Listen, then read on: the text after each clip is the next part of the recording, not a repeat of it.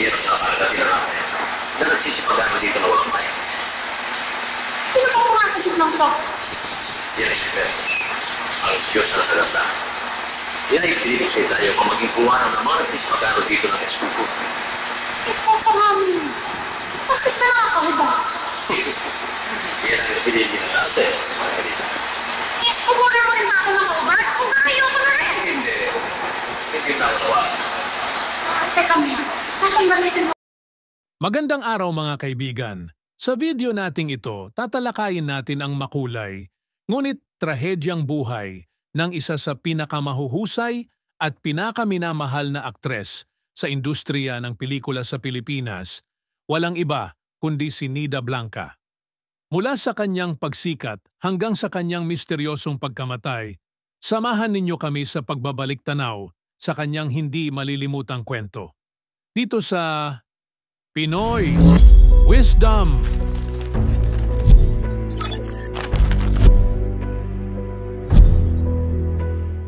Isinilang si Dorothy Acuesa Jones o mas kilala natin bilang Nida Blanca noong January 6, 1936 sa Gapan, Nueva Ecija. Ang kanyang ama ay isang Amerikanong sundalo na si John Jones, habang ang kanyang ina naman ay isang Filipina na si Inocencia Acuesa. Bata pa lamang si Nida ay mahilig na siyang umawit at umarte. Dito nagsimula ang kanyang interes sa pag-arte na kalaunay naging daan upang pasukin niya ang showbiz. Noong 1950, sa edad na 14, nadiskubre siya ng batikang direktor na si LVN Pictures Executive Doña Sisang. Binigyan siya ng pangalang Nida Blanca bilang parangal kay Blanca de Silva, isang Spanish actress. Mabilis ang pagsikat ni Nida sa mundo ng pelikula. Isa siya sa pinakasikat na artista ng dekada 50 hanggang 90, kilala sa kanyang husay sa drama at komedya. Nakilala siya lalo sa tambalan nila ni Nestor de Villa na nagsimula sa pelikulang Romansa sa Nayon.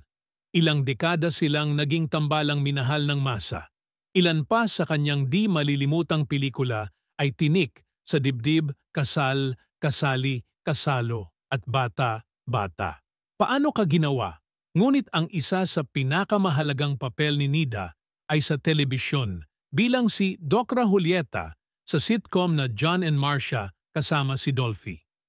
Halos 2 dekada siyang naging bahagi ng show at dito siya lalong minahal ng bawat pamilyang Pilipino.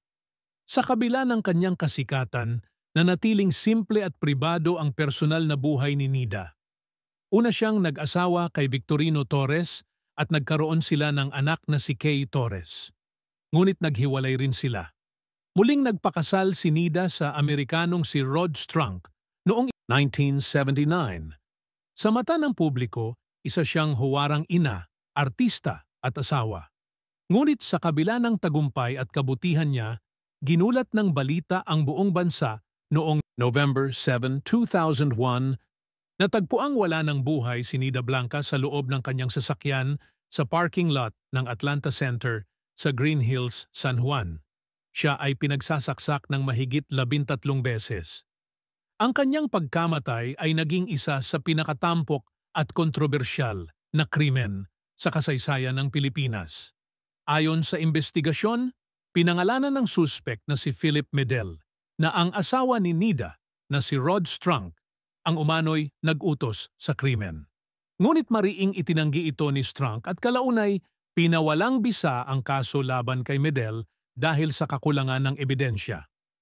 Noong 2007, si Rod Strunk ay tumalon umano mula sa isang hotel sa California at dito na nagtapos ang isa sa mga susi sana sa kaso ni Nida. Hanggang ngayon, nananatiling misteryo kung sino talaga ang pumatay sa kanya. Si Nida Blanca ay hindi lamang isang aktres, kundi isang institusyon sa industriya ng pelikula at telebisyon.